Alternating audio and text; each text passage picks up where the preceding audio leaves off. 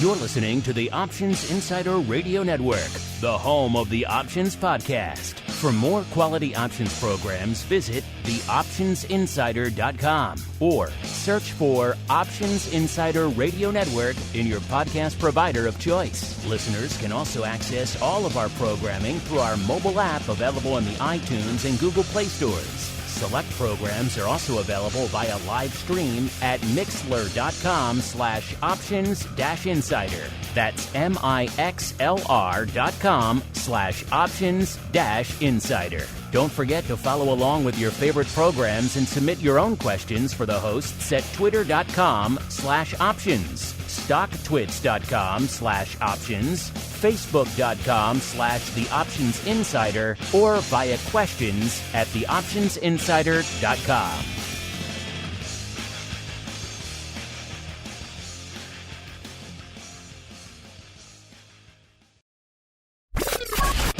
And now, it's time for the show that breaks down the options market from unusual activity alerts to market analysis, strategy overviews, listener questions, and much more. If it involves puts and calls, then our all-star panel will break it down. It's time to hit the Option Block with your host, Mark Longo from the Options Insider Media Group and co-hosts Uncle Mike TOSAW from St. Charles Wealth Management, Mark the Greasy Meatball Sebastian from OptionPit.com, Andrew the Rock Lobster GIOVINAZZI from OptionPit.com, and Henry the FLOWMASTer SCHWARTZ from CBOE.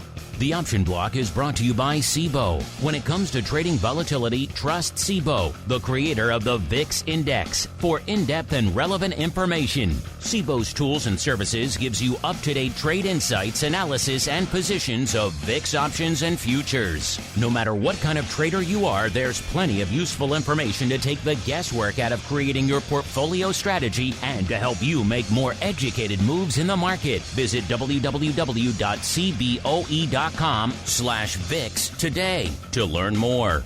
The views expressed herein are those of the speakers and do not necessarily reflect the views of CBOE Global Markets Incorporated or any of its subsidiaries, collectively CBOE. The information provided is for general education and information purposes only. There are important risks associated with transacting in any of the CBOE products or any of the digital assets discussed here. Before engaging in any transactions in those products or digital assets, it is important for market participants to carefully review the disclosures and disclaimers contained at www.cboe.com/US_disclaimers.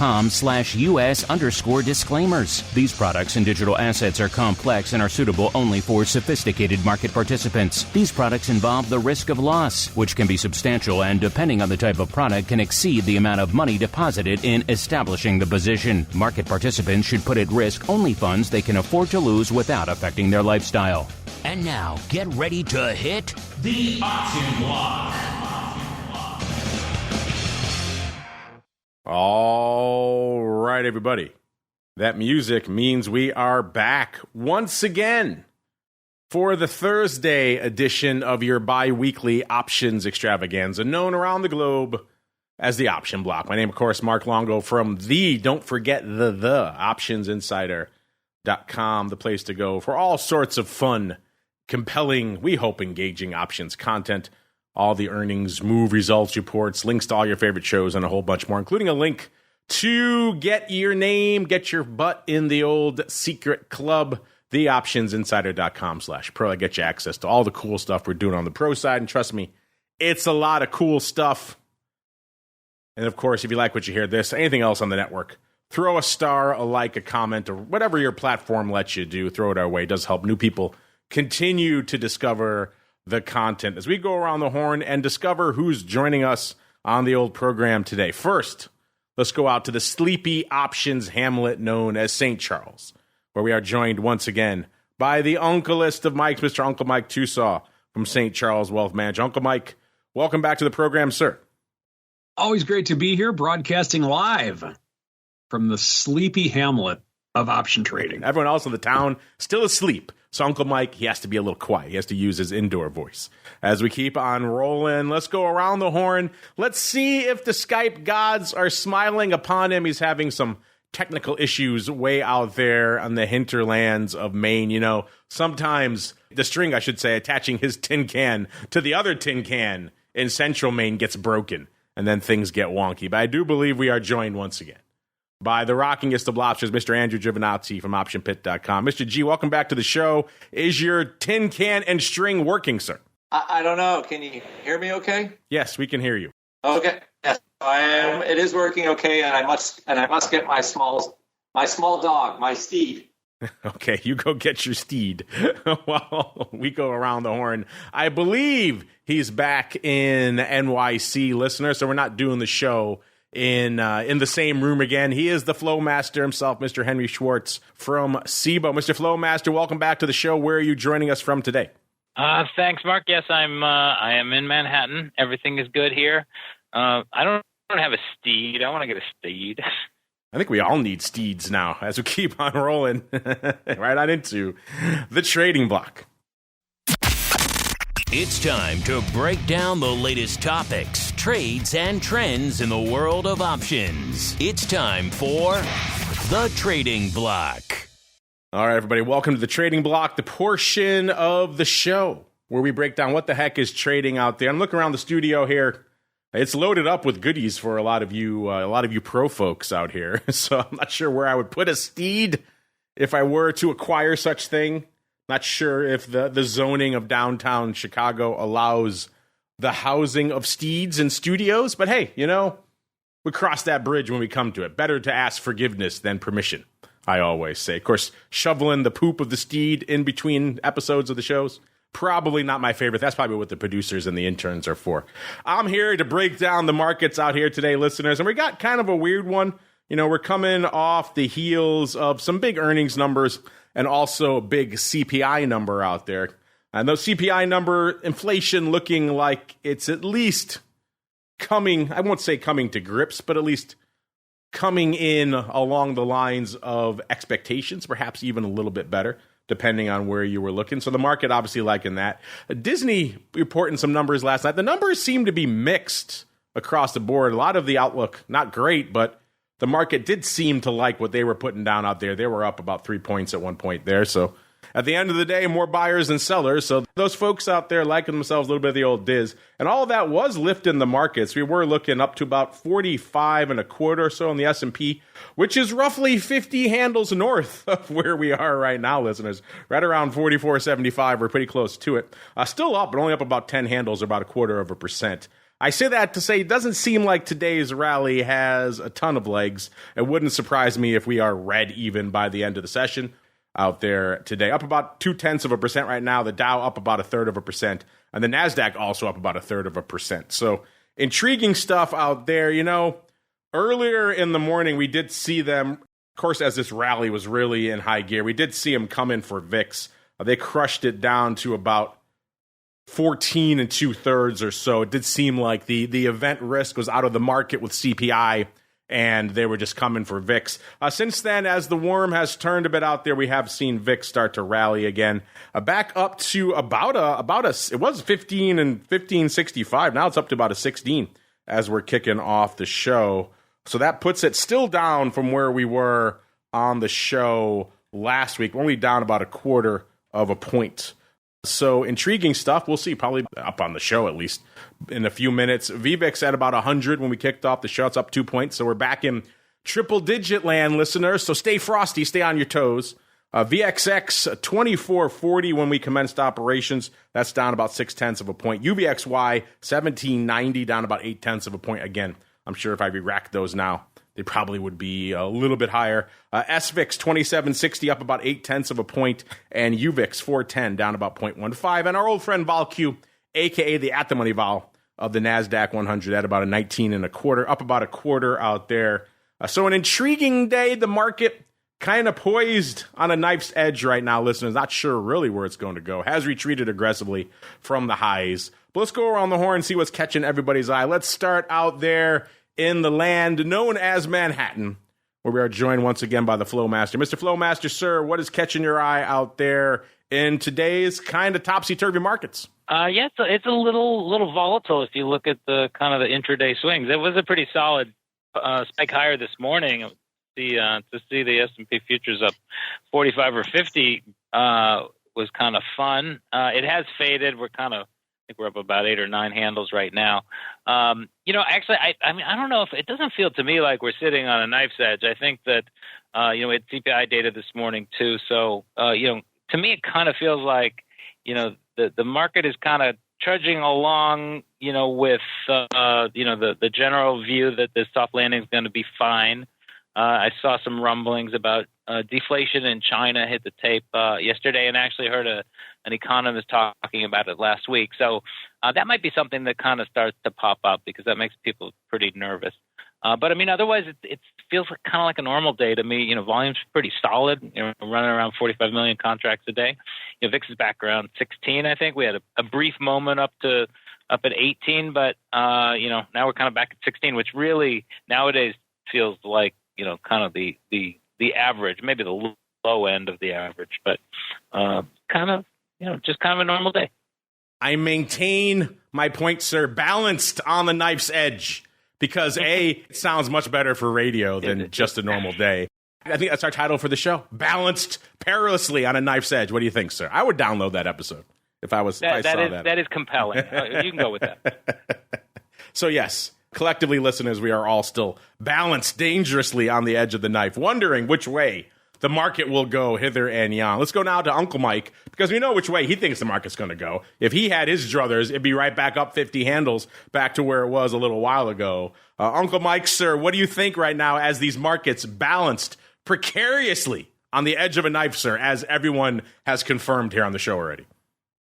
Balanced on the edge of a knife. I like that. So with that, what I'm seeing right now in the marketplace, we had everyone, or CPI did what we thought they were going to do, it sounded like, and markets really aren't doing very much in terms of where they are at right now, but they've done a lot throughout the day today. So it's definitely a good day to be a day trader if you're on the right side of your trades, that's for sure. What I'm finding interesting right now is that you could make a case that we are at a little bit of a floor here. We had tops on, I'm just looking at the S&P right now. If you draw a line from roughly June 16th, we had a top, and then the end of June, the 30th, and then right before the 4th of July, we had some numbers around this area. Market dipped a little bit, then it came up, and now it's coming back to those numbers with which we were at that point, and in the mid to upper mid 4400s.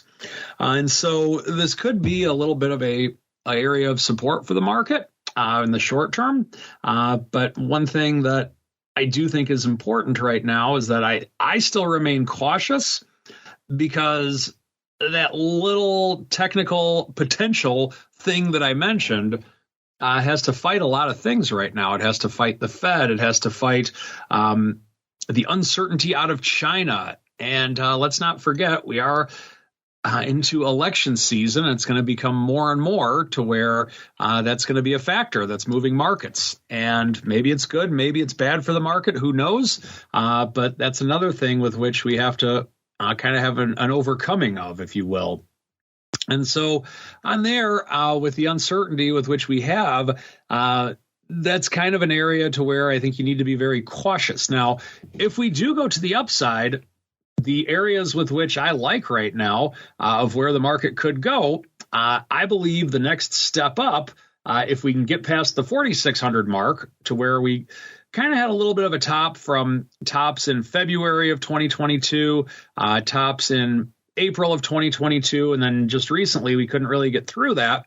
But if we were to get through that, then I think the next level or the next stop, if you will, for the market would be the 4,800 level in the SPX. So I think 4,600 is the current stop sign. But if we can blow through that stop sign, not that I'm advocating traffic violations for anyone, especially now that I have a 16-year-old driver in my house, I think 4,800 would be the next stop. But for right now, I think 4,600 is the barrier, and we're a ways away from it at this point. Yes, indeed. As these markets balanced precariously on the edge of a knife, they can go either way. You know what else is balanced on the edge of a knife, listeners. It's the Rock Lobsters connection. Let's see if we still have him. Mr. Rock Lobster, sir. Are you still there, A? And how can you even deal with the tension, sir, as these markets balance just precariously can go either way, sir? It is. I'm stuck in Microsoft Skype hell because it keeps trying to throw me out of one account and into another. It's just annoying as heck. But as I sit here and watch the markets, TOSAW being cautious. That's a new one. I don't know if that. I'm trying to remember the last time I heard him being cautious. But yeah, there are some definite headwinds. And SPX has gotten within shouting distance of an all-time high. And I mean, as far as I can tell, and this is the odd part, I thought a lot of the economic growth was like the post-COVID, everybody just going back to work. Government basically flushed the system with, I don't know, $10 trillion or something like that. And now we're dealing with how much of a mess that is, to be quite honest. So I think as far as the economy is going, it was going fine. It was the amount of money sloshing around in the system that was not fine, and some of the other bottlenecks that were a result basically after the election. So I think we kind of got a double whammy. You got the Russian thing, you got some employment bottlenecks, and we had a lot of money going in one place. And anybody that's buying food knows that just buying food is still pretty expensive. I think our grocery bills are up like 50% in the last 2 years. I don't know how anybody else's are, but so anyway, I think inflation is still here. Another thing is how much, and I think there's a lot of auctions going on, treasury auctions, where I don't think 4% held for the 10-year, which, again, I'm not a big treasury person, but the value of bonds are going down as, rates going up. So people are demanding more money or more, they need a higher interest rate. So the whole government thing, spending and they just reported a ridiculous deficit again. So I think the biggest problem is no one is minding the store. Either party, nobody's minding the store, and they're just spending money. I don't know. I think every crisis brings us to a new level of government spending that we never pull back from. And I think that's a huge problem.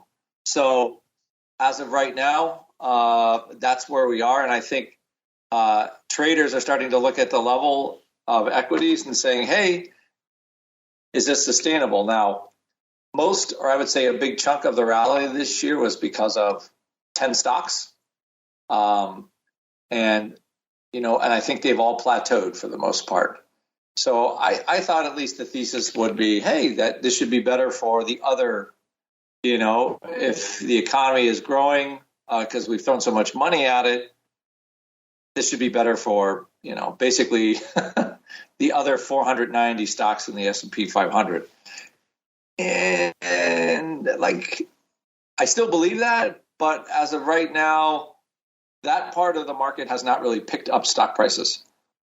So, yeah, I would say things are cautious. VIX is 16, but last time I checked, we still haven't really been able to have a close that is substantially below 2%, let's say. We haven't had a 2% sell-off, and I don't know how long that's held. So, I mean, you see what's going on one hand, but people aren't selling stocks on the other. And ultimately, if they're not selling stocks and the S&P 500 is not going down, it's hard for VIX to stay where it is right now. But we're back to kind of okay, we have a trading market. We have that little dip.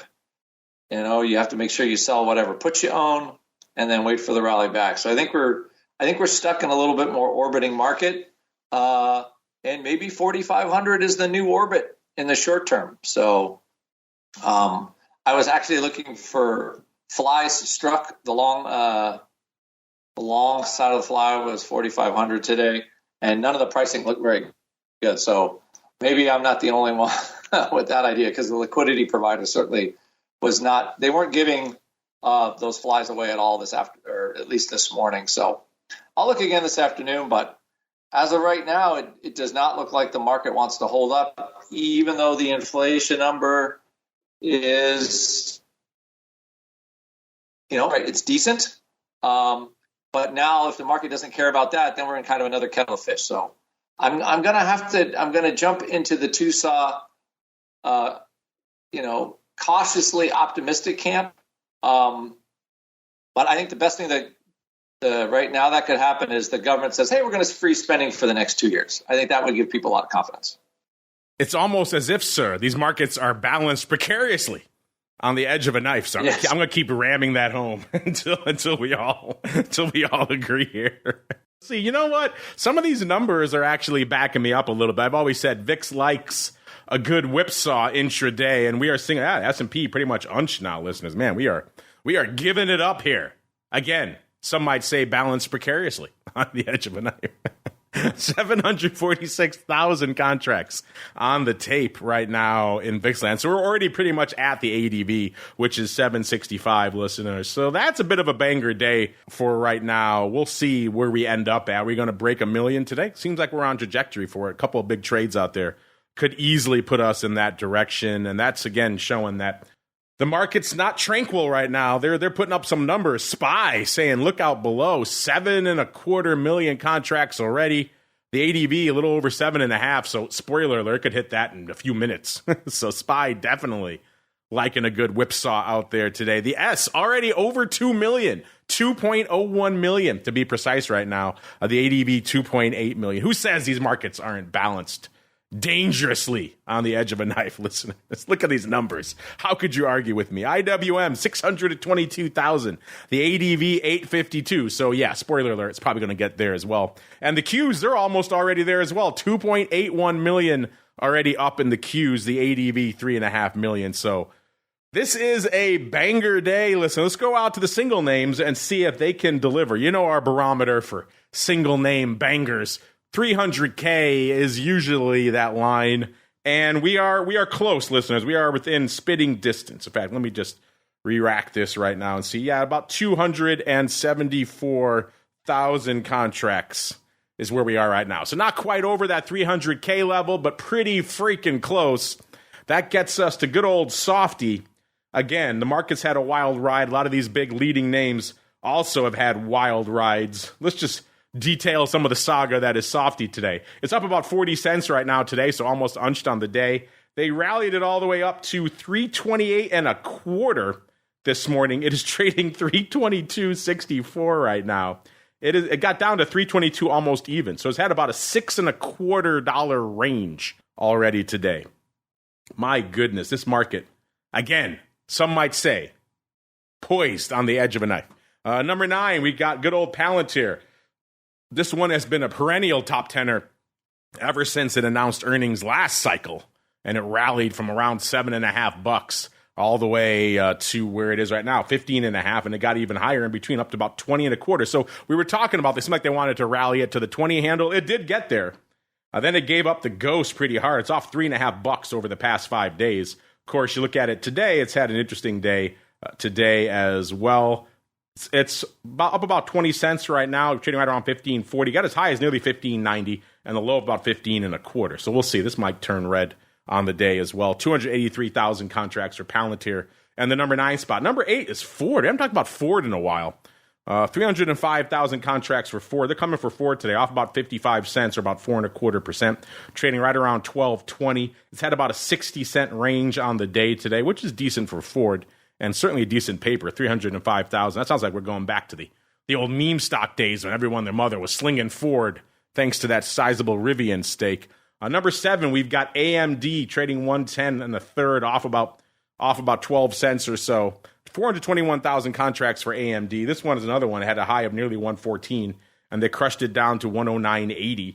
This one's had about a $4 range on the day already as well today as well. So intriguing stuff here for AMD. Number 5, we're still staying in the A-related tech names. It is Amazon. Still green, but for how long? 138.20 right now. They rallied this one up to 140.41, and the low came at 137.93. So we are right about at the lows of the day right now, listeners. And again, good for 450,000 contracts. Number 5, it's BABA going back to China. I guess all is right with China again, at least for right now. 526,000 contracts on the tape for BABA, trading 100 and a quarter, up about $4.50. On the day, it got down to 97.12, and the high was 101.84. I'll just work 100 to the other direction. But yeah, interesting range for BABA out there today. It's on again, it's off again, it's on again with China. It's kind of a dizzying trade. Some might say that market also poised on the edge of a knife. You guys are going to write in with hate mail by the end of this episode, I'm sure. Back to number 4. It is good old Diz. This one's a weird one today as well. Trading 91.40 right now, up nearly $4 or 4.5%.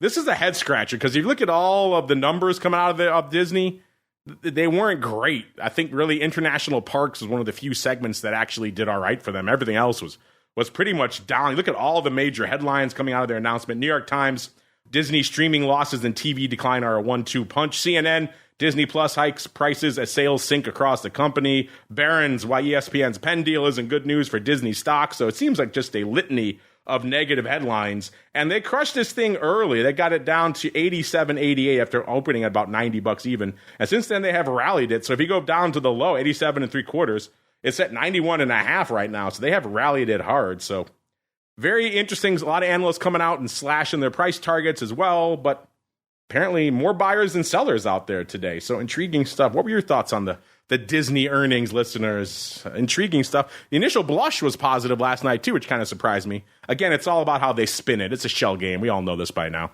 So obviously Disney doing a good job on the spin, but intriguing stuff nonetheless. Good for 580,000 contracts and the number 4 spot today. Then we go out to number 3. It's the fruit company, Apple, 720,000 contracts. It's red now, but only slightly, 15 cents or so. On the day, got down to 177.80, and the high was 180.75, trading 178, pretty much even right now. So Apple, some might say, also poised on a knife's edge right now. Good for 720,000 contracts. And the number 3 spot, number 2, the other half of the chip zone, it is NVIDIA, 909,000 contracts, trading about 424 right now, off about $1.60 on the day. Got down to 418 and a third, and the high was 435.75. Holy crap, almost $17.50 range today for NVIDIA. My goodness, I'm surprised it's only done 909,000 contracts. What a day, listeners, and it's not even over yet. And then number 1, all that action in NVIDIA couldn't take the top spot, listeners. If you come for the king, you best come fully loaded because it's Tesla yet again today. 1.5 million contracts on the tape. Tesla saying, the hell with the rest of you. We're still going to be green today.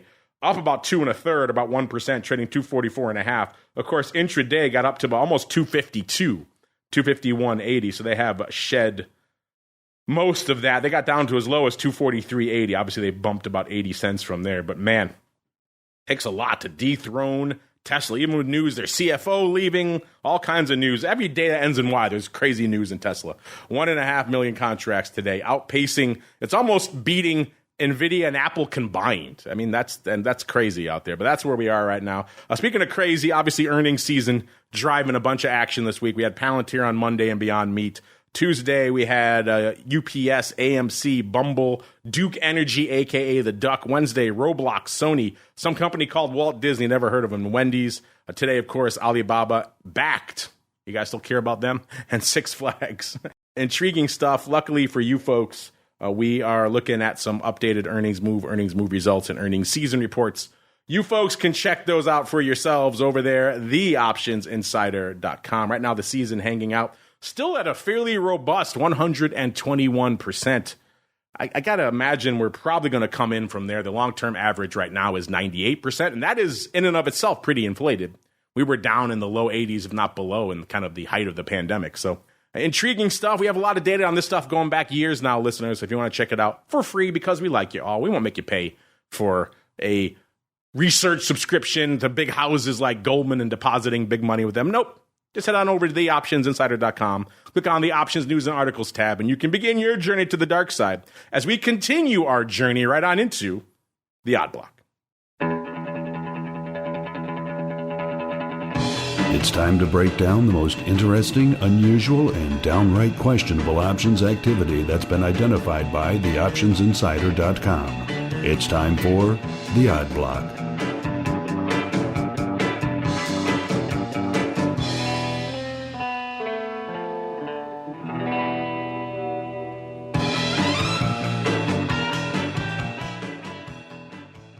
All right, everybody, welcome to the Odd Block. I always love the Thursday edition of the Odd Block because we get to unleash the eye of the FLOWMASTER. Before we get there, though, we have to talk about this ridiculous nonsense that we highlighted on the show on Monday. Back on the Monday show, it was myself and the Meatball, and I always love having high-fashion options trades to talk about with him because that really kind of covers his two Venn diagrams. They converge, high-fashion retail and options flow. And that's what we had on Monday, listeners. We were talking about Capri Holdings. It stood out in my memory because we haven't really talked about Capri that often on the show. It's a fashion holding company founded by Michael Kors. They own a bunch of other brands within there. And it's just struck us as odd, someone coming in and loading up on 5,064 of the SEP 42 halves. The stock at the time was $35.62.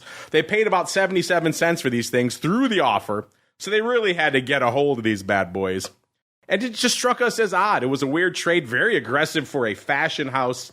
It's almost as if they knew something was going on, listeners, because previous to that, this stock had been on an interesting trajectory. A year ago, it was $50. They rallied it all the way to almost 70, 69 and a quarter. Then they had crushed it. Like we said, it was about $35.62 when this trade went up. This options had a long way to go. Seemed like perhaps a bit of a bridge too far. And then lo and behold, since our last show, in fact, last night, listeners, they announced a takeover of Capri Holdings. And the stock today, listeners, up 56.25%, or nearly 20 handles, trading $54 right now. So spoiler alert, check right before showtime. These calls are still open. They haven't taken them off yet. And yeah, they're looking pretty good right now. The 42 halves, the stock's trading $54. I'll let you do that back of the napkin math yourselves, listeners. But, you know, we see a lot of shady, well-timed paper. These are pretty good. Obviously, they didn't know exactly when the takeover is going to happen. That's why they went out to September. They weren't trading in the weeklies. That would be even more suspicious. Maybe they were trying to divert a little bit of suspicion as well by going out a little bit farther. But either way, just a banger. Mr. FLOWMASTER, did you notice this, shall we say, ridiculously well-timed paper on Monday? And what are your thoughts on someone just making some bank on Capri, sir? I did not notice it on Monday, but I do see, looking in the hindsight model, that 7 times normal volume. That usually would have hit my radar. I just wasn't paying close attention. You know, we do sometimes see some flow that's suspect. Maybe they got lucky. I mean, one of my best stories involved takeover years ago in, I think, Sealed Air. And the reason I could kind of tell they knew something was up is they didn't just buy calls. They bought call. It was a cash deal. So they bought calls kind of in near term below the target price, but they sold a bunch of calls that were further out so that when it was cash deal, you know, time decay goes to 0. And so they made on both sides. But yeah, you some of this flow does turn out to be awfully prescient. That's a nice way of putting it, sir. Mr. Rock Lobster, what say you, sir? This is a bad one. If you were the market maker who sold these, you're got a bit of an ouchie right now. I'm having flashbacks to some of my days in single name equities and just all these good trades that just ran you over. Mr. Rock Lobster, sir, what say you of these well-timed Capri calls? Just saying right now at showtime, we are definitely now perilously balanced because the market just turned red, is down now 1/100%. Oh, no, it's back to even. Oh, okay. It's almost as if I knew what I was talking about, sir. See? I wish, you know, what's funny is all the volume we look at, and somehow I missed that print, which is a little aggravating, to be quite honest. Yeah, because you would have bought a ton of SEP 42 halves for 77 cents. I don't think so. I would not have. I'm going to be quite honest, but it's annoying it didn't come across because we've seen some other paper that looked pretty egregious, but I have not quite gotten the result that particular. I told it to the meatball. He could have shared it with you. I guess he wanted to keep it to himself. I guess he did because he didn't share it with me, the dog-faced boy. Dog-faced boy. Uh-oh. Cracks in the armor forming over there in the land of the pit. Let's keep on rolling before we uncover more fights internally. Let's go out to the eye of the FLOWMASTER. The first name that he has fixated on today is SentinelOne. This is a cybersecurity company, listeners. Ticker symbol S. So getting the old one-letter ticker. They're hardcore, trading $15, pretty much even right now, off about 6 cents or so. They've had a range of about 60 cents on the day today. On the year, let's see a little bit more action on the year. You go back a year ago, they were trading $28, and they rallied in September to hit $30 exactly, 30.00. You don't see that too often. Usually you see 29.97, 30.03, something like that. Nope, $30 exactly on September 12th. And that was kind of all she wrote. They crushed it down to about $13 back in December. It kind of vacillated for a while. In May, they tried to rally it. It rallied from about $15 up to about 21, and then it fell off a cliff again at the end of May. Went from $21 back down to 12, and it hit this low for the year actually of 12.43. So kind of a topsy-turvy year here for this SentinelOne name, but mostly down and hanging out right now at about $15. So a little bit off the lows for the year, but still cut pretty much exactly in half from where it was a year ago. A long way around to saying, Mr. FLOWMASTER, sir, what did your eye of the FLOWMASTER notice in SentinelOne today, sir? So this name I've been paying attention to for a few days, partly because every time I see it, I think Sears, because that used to be the symbol for Sears. Exactly. They stole the old Sears, trying to be cool. You got to be careful. If you go and do like some long-dated back testing, some systems will mess up and you'll be mixing two different stocks together. The trade I saw today was a pretty simple one. It's a 1,500 lot of the August 17 half calls bought for 29 cents. But that came after some kind of earlier buyers, a little bit lower, like 25 cents. And then I looked back, and there actually were call buyers a couple days ago as well, about 3,000 of the August 17 calls on Monday. So this kind of seems to be somebody layering into a little bit of a position, 3,000 or 4,000 contracts, but it's not the most active name. I think average daily volume in it is around 7,000 contracts. So, and what's interesting is they seem to be focused on the August 25th expiration, but earnings aren't until the 31st. So I'm not sure why, but somebody does seem to be leaning long in SentinelOne. So that's kind of worth a look. Worth a look indeed. Mr. Rock Lobster, sir, if you have recovered from your Capri shock, sir, what are your thoughts on this little bit of upside love in SentinelOne, sir? A little bit of upside in SentinelOne. Interesting. All right. Ooh, bought today for next week. It does have the whiff. Is there any earnings here on this one? No, it does not. I'm trying to look right now. Interesting. So, prior earning. Maybe they're looking for a little bit of an earnings run. Maybe like a little bit of pre-earnings, like an Nvidia. But is this stock Nvidia? Probably not. Probably not Nvidia. It does look like a little bit of a non sequitur type of trade. I have to say though, it does not fill me with confidence when they're already kind of taking it on the chin here. As much as I appreciate the FLOWMASTER, this particular person, their calls are not doing very well today. But it's not a trade that thrills me. It is something great has to happen to make any money trade. It's always possible. Like, let's say the company gets taken over, surprise, by somebody. But that's what it would take, I think, to make money on this.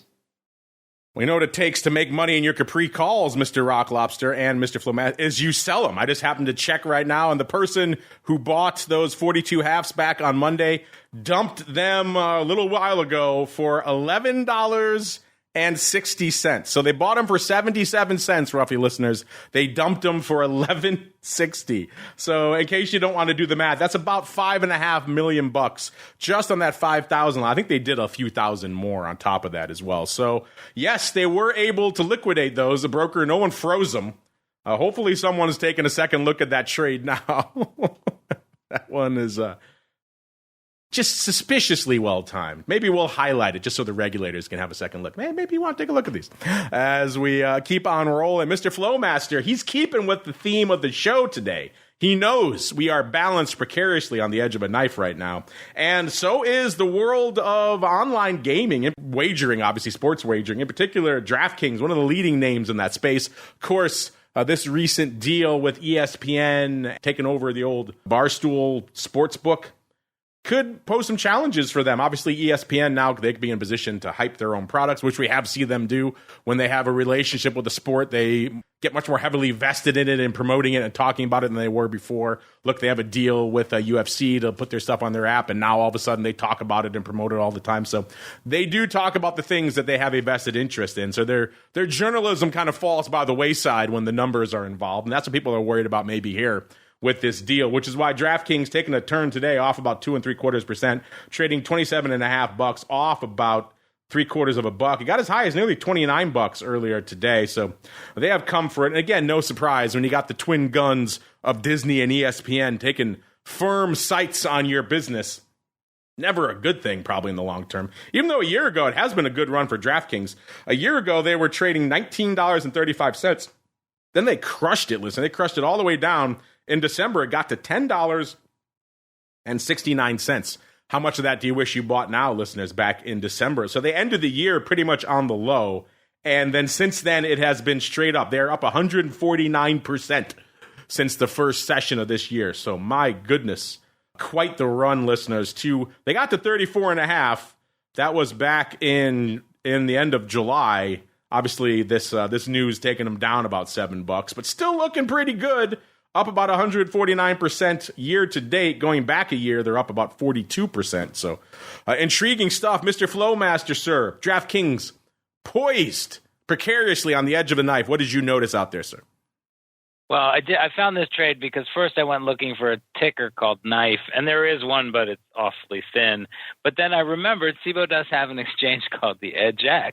So it's one of the 4 options exchange we run, and the biggest trade on EdgeX, Edge of the Knife, was in DraftKings, and it's this August 27.5-29 put spread, which actually printed mid-market. So when you get a mid-market spread and it looks like a vertical, it sometimes is a little bit hard to be sure, but I was able to confirm with the exchange actually that it was a seller. So this is a customer seller of 7,500 of these 27.5-29 put spreads, 84 cents.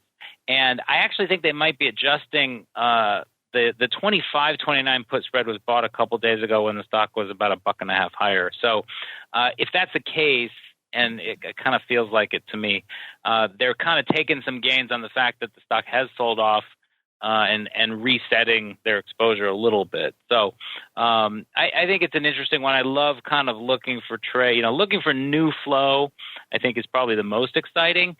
But it really is important, for people trying to watch option flow to be able to make some sense of trades that are either closing or adjusting. And this one looks like a seller. It's obviously a very popular name, and there's plenty of headlines that will probably persist. And so, kind of like we said this morning, it's been a fun kind of trader's market, a little bit kind of range bound, and that's what this one kind of feels like to me. Mr. Rock Lobster, you get the last word, sir. What are your thoughts on all this action out there in DraftKings today, sir? The DraftKings things is a little interesting because they're selling stock with it. Kind of interesting. Customer seller with stock. I'm trying to get. Yes, bought yesterday with stock too. So they closed the put spread with the stock a couple bucks lower. Oh, and then it looks like they rolled. And then they rolled. So they're just taking their money and running. I think ESPN with Penn will be a bigger competitor, I guess, than with Barstool Sports. So they're having a rough sled. I just looks like the customers just like taking their money and they're trying to like press and try to get a little more out of it if DraftKings goes lower. And we must press on with the show, listeners, right on into the mail block. It's time to take your seat on the All-Star panel as we read your emails, tweets, Facebook messages, website comments, and much more. It's time for the mail block. All right, listeners, let's get to it. Let's dive right into the hot action of the week on our question of the week. Last week, we asked you folks, hey, VXX, bit of a crappy year last year. Are you trading it again or have you moved on? Gave you 4 choices. Yes, I never stopped. Yes, they lured me back in. No, I don't trust it. Or no, I trade other products. And nearly 2/3 of you chose no. Whether the winner was about 42% saying, no, I just trade other products now, I moved on. The other 22% saying, no, I don't trust it. Again, you add those together. Almost 2/3 of you saying you're just done with VXX. Can't really blame you on that one. Yes, they lured me back in, 19.5%. I might find myself back in that camp as well. And then, yes, I never stopped, 16.1%. Those people I want to talk to. If you never stopped, what will it take to get you to give up this product? Apparently, you have a hopeless addiction to VXX. Moving on to this week, and speaking of names that people are addicted to, they can't get enough of these meme stock names, it seems like right now.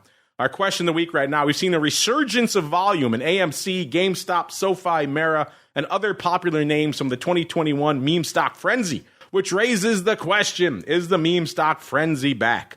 Uncle Mike, when I think of people who were knee-deep in that original meme stock frenzy back in 2021 and can't stop slinging some of these crappy short squeeze names, I immediately think of you, of course. So first off, what are your thoughts? Do you think the meme stock frenzy is back, yes or no? And then B, more importantly, what do you think our audience is up to, sir? I think the audience is going to say, no, it's not back. And then my opinion is that I'm not convinced it ever left, per se. It just got really small in terms of I wouldn't call it a frenzy level, but I'm willing to bet that there's meme stalkers that have been out there that have been doing that, but just at a much lower level. So that's kind of where I'm at on it. I'm going to say, yes, it is a frenzy. And, of course, balanced precariously on the edge of a knife, this meme stock frenzy. Will it come back? Will it not? As we keep on going, I just hammer this metaphor to death, listeners. Let's go out to the rockingest of lobsters, Mr. Rock Lobster, sir. What are your thoughts? Do you think the meme stock frenzy is back? And then B, what do you think our audience is voting for? I don't think the meme stock frenzy is back. I hate to throw cold water on that. And I don't think they're going to say no either. It's going to be hard for that to come back, I have to say. You throwing cold water on all of our fun here. That's why we call you the Rock Lobster. All right, let's go out to the FLOWMASTer. I saved you for last, sir, because you come armed with data to this conversation. So what is your data telling you? Is the meme stock palooza back? And then B, what do you think our audience is voting for, sir? Well, the data shows interesting. I mean, it's a little bit like kind of hot and cold. There are days, plenty of days where we're seeing some of these like pretty obvious cases of super speculation, right? Like Tupperware was one, and Yellow Freight that basically went up after they declared bankruptcy was another. I was just looking at WeWork, which is kind of down into single pennies, I think, is actually up 123% today, which means it's up 16 cents to 29 cents. I don't think it ever really went away. It definitely got quieter. And I think that it is very, very fickle, right? So, the data, lets you go look for these names that kind of meet all these criteria, low dollar stock prices, definitely hard to borrow. And then, I think there's still some people out there that feel like they can kind of goose things through, between trading activity and maybe some social media type of efforts. So I don't think it's gone, but it's definitely hot and cold. And I would probably say your listeners do not think that it's gone. A lot of you leaning on the no tip, and right now our listeners, right now our audience, 54.5% saying no, the meme stock frenzy is not back, and 45.5% saying yes. It has been very contentious all the way through. For a little while there, it was exactly 50-50. We don't see that too often.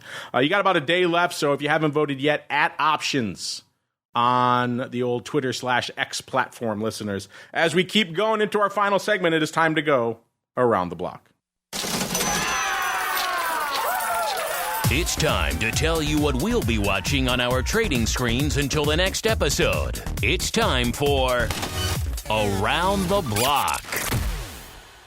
All right, listeners, welcome to Around the Block, the portion of the show where we tell you what we're keeping an eye on until our next episode on Monday. I said at the top of the show, I wouldn't be surprised if we dipped into the red, and we are pretty much there. We did dip ever so briefly into the red, then kind of popped. We're pretty much unched right now in the S&P and the NASDAQ, and up slightly in the Dow. Still got that Diz bump carrying the Dow up a little bit, but we are probably going to drift into the red here again. I just hit unched literally now, so we'll be red any second now. So a lot going on. Uncle Mike, we'll start with you. These markets quite literally balanced on the edge of a knife right now, sir. What are you keeping an eye on until our next episode on Monday? Well, it's kind of hard because of how I'm balanced on the edge of this knife. I got to keep my balance and keep my eyes on the prize. But for the love of our listeners and my clients, who are often one and the same, what I'm watching right now is to see if we can make a run at 4,600 in the next week or so.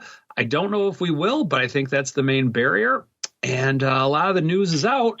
So how are we going to react to that, along with the future uncertainty with which I discussed at the beginning of the show? And we are red now. Mr. FLOWMASTER, same question for you, sir. What are you keeping an eye on until your next appearance on Thursday?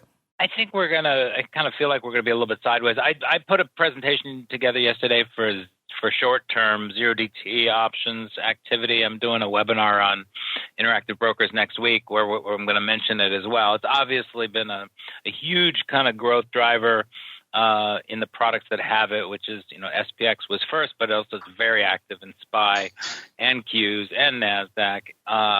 And I think we'll continue to see an expansion of those short-term 0DTE options flow.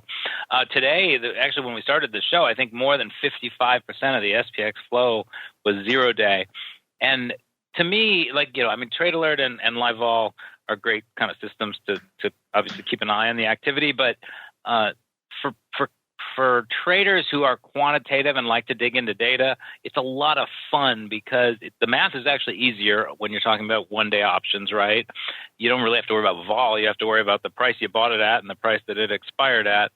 And that's kind of opening up all sorts of new, kind of angles for research and strategies. So that's what I'm focused on currently. And last but not least, Mr. Rock Lobster, sir, what are you keeping an eye on until our Monday episode?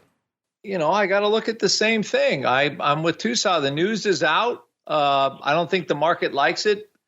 VIX clearly vol is pressing higher.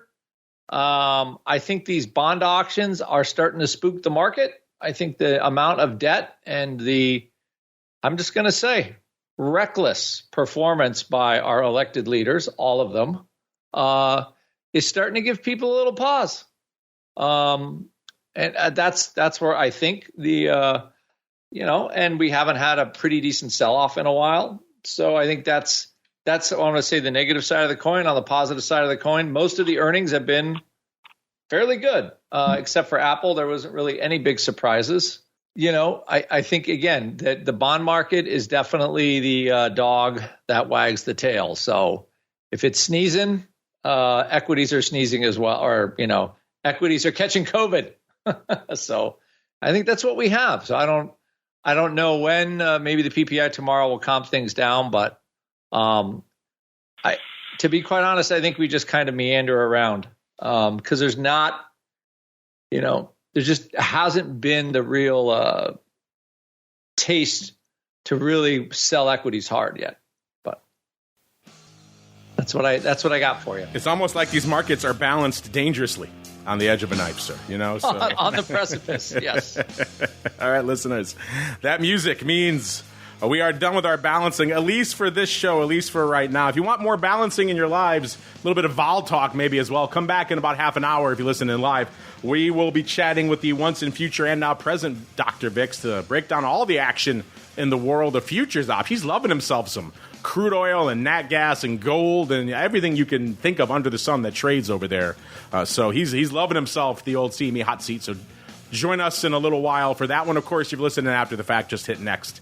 That episode will be waiting for you. And Mr. Flowmaster, a lot of our listeners are loving what you're dropping here in terms of all the data and the charts. They also want to get access to all these cool trade of the day reports and these cool email reports you guys are putting together. So if our folks are intrigued, so they want to learn more about all your, as they put it, good goodies over there, where should they go? What should they do? Just head on over to SCBOE.com/RMA, which is Risk and Market Analytics. You can request a trial. As I said, I'm happy to add people to the Trade of the Day email, which is not yet commercialized, but I have the power to add people. So just send us a note, and we will help you out. There you go, CBOE.com/RMA. And Mr. Rock Lobster, sir, where should folks go if they want to check out all of your good goodies? Go to optionpit.com. And if you heard this show or do Money Map Press for weekly profit cycles, if you heard this show here at Option Pit, you get 10% off. There you go. There you go. And last but not least, he is the uncleist of Mikes. Mr. Uncle Mike, sir, where should folks go if they want to see all of your compelling content, sir? stcharleswealth.com. Check out my website if you are interested in working with or even talking to a financial advisor who delves in the option product and stands on, what do I do? I'm standing on the precipice of the edge of a knife. Something like that. Uncle Mike TOSAW. Find him at stcharleswealth.com. Give him a follow over there on Twitter at Mike TOSAW, all one word, TOSAW. That's going to do it for us on the old OB. Back in a little bit with Twifo, then back again tomorrow, noon Central, 1 p.m. Eastern for volatility views. And then after that, for you pro folks over there with options oddities. So check that out if you haven't checked it out yet, of course. You know where to go, theoptionsinsider.com/pro, the place to go to learn more. And then back again on Monday, another episode of the old OB. Stay safe out there, everybody. The Option Block is brought to you by CBOE. When it comes to trading volatility, trust CBOE, the creator of the VIX Index, for in-depth and relevant information. CBOE's tools and services gives you up-to-date trade insights, analysis, and positions of VIX options and futures. No matter what kind of trader you are, there's plenty of useful information to take the guesswork out of creating your portfolio strategy and to help you make more educated moves in the market. Visit www.cboe.com/VIX today to learn more. You're listening to the Options Insider Radio Network, the home of the Options Podcast. For more quality options programs, visit theoptionsinsider.com or search for Options Insider Radio Network in your podcast provider of choice. Listeners can also access all of our programming through our mobile app available in the iTunes and Google Play stores. Select programs are also available via live stream at mixlr.com/options-insider. That's mixlr.com/options-insider. Don't forget to follow along with your favorite programs and submit your own questions for the hosts at twitter.com/options, stocktwits.com/options, facebook.com/theoptionsinsider, or via questions at theoptionsinsider.com.